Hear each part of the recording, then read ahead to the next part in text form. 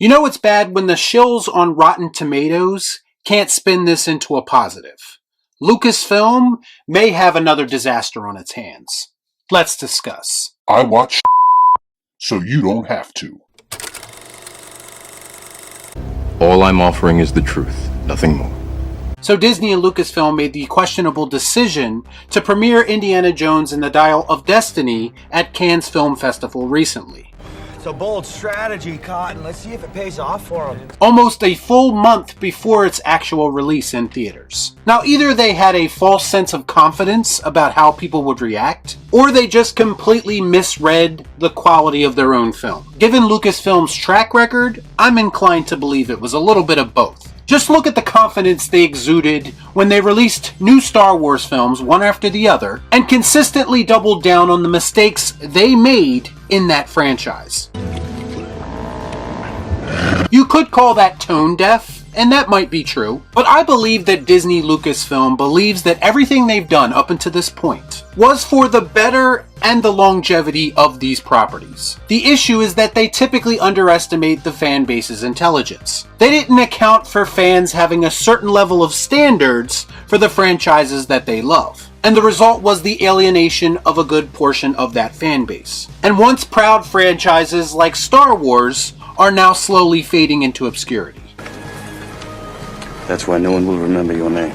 Now, it was only a matter of time before they got to Lucasfilm's other big property and tried to milk that for all it's worth. As a big Indiana Jones fan, I would love to be excited for Indiana Jones 5. I obviously love the character, and I believe he is iconic enough to warrant a proper send-off. You would think that after the misstep that was Kingdom of the Crystal Skull, that this franchise could only go up from here. But if these early reactions are any indication, it looks like our favorite swashbuckling archaeologist could be going out with a whimper.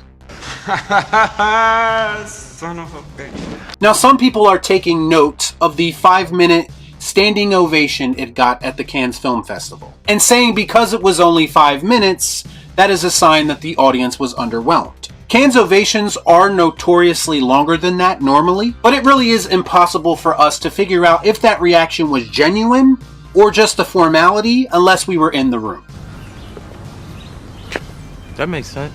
So we'll have to go to the old reliable when it comes to giving Disney movies undeserved praise. That being, of course, the garbage tier site that is Rotten Tomatoes. Indiana Jones and the Dial of Destiny currently sits at a 50% on Rotten Tomatoes. Wait a minute, that can't be right. It must be a glitch. Let me refresh real quick. Nope, it's right. Well, this is awkward. Nobody likes a smartass, alright? First, we'll look at David Rooney's review from The Hollywood Reporter. Dave says, quote, "This is a big, bombastic movie that goes through the motions but never finds much joy in the process. Despite John Williams' hard-working score, continuously pushing our nostalgia buttons and trying to convince us we're on a wild ride." Oh, there's a big surprise! I think I'm gonna have a heart attack and die from that surprise! Now wait a minute, do you mean to tell me that this is an uninspired rehash hiding behind the guise of nostalgia bait, and it lacks any kind of charm that the original trilogy had outside of John Williams' score? Let me put on my surprised face. Isn't this pretty much what every movie is these days? Especially the ones trying to capitalize on the popularity of an established IP? Did we really think that Lucasfilm, of all companies, was capable of anything else? I find your lack of faith disturbing.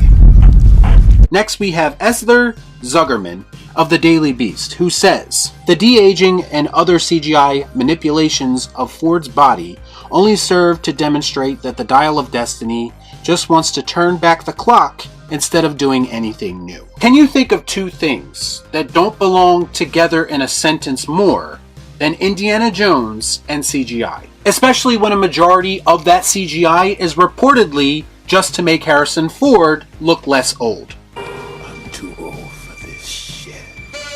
I think it's safe to say that the de-aging technology craze in Hollywood has officially run its course, mostly because it never really worked to begin with, but also because it is the very definition of Hollywood living in the past and not wanting to move forward. I'm also not surprised that this movie may not have anything new to offer from a storytelling perspective. Why do these things always happen to me? My guess is that this movie will be comparable to The Force Awakens, where it plays it somewhat safe and comes off much more like a greatest hits collection than it does an original film. I seriously doubt that anyone at Lucasfilm had a good enough idea for this movie to justify its existence. We all know that it's most likely a cash grab, nothing more and nothing less. Show me the money.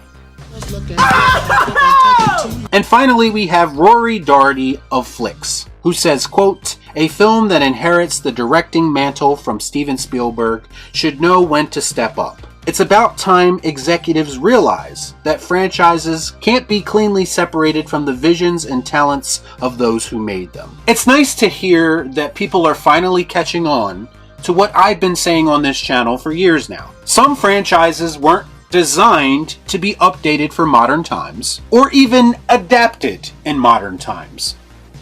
Man, I'm tired of being right.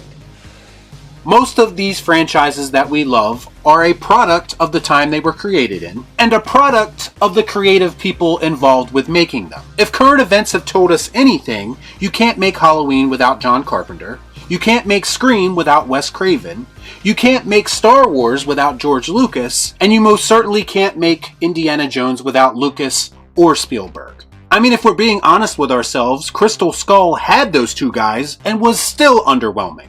My friend here thinks it's fine the way it is. Proof that some things are just better left in the past. The original 3 movies were a perfect trilogy, and we really could have left it at that. I do think that James Mangold is a capable director, but the issue is that he's working under the Disney and Lucasfilm umbrella, an instant handicap to any writer or director looking to do something creative. Because let's face it, Kathleen Kennedy and company will not allow it. Anyone who tries is typically replaced. Anybody care about what I want? I do. Shut up. Get out. Now, I'd be the first person to tell you to not listen to a single word that is written on Rotten Tomatoes. But the fact that these typical shills are being this brutally honest tells me that this movie might actually be worse than we originally thought. I guess we'll find out for sure come June 30th, but right now it appears the anticipation for this movie is at an all-time low. Y'all be cool. Right on.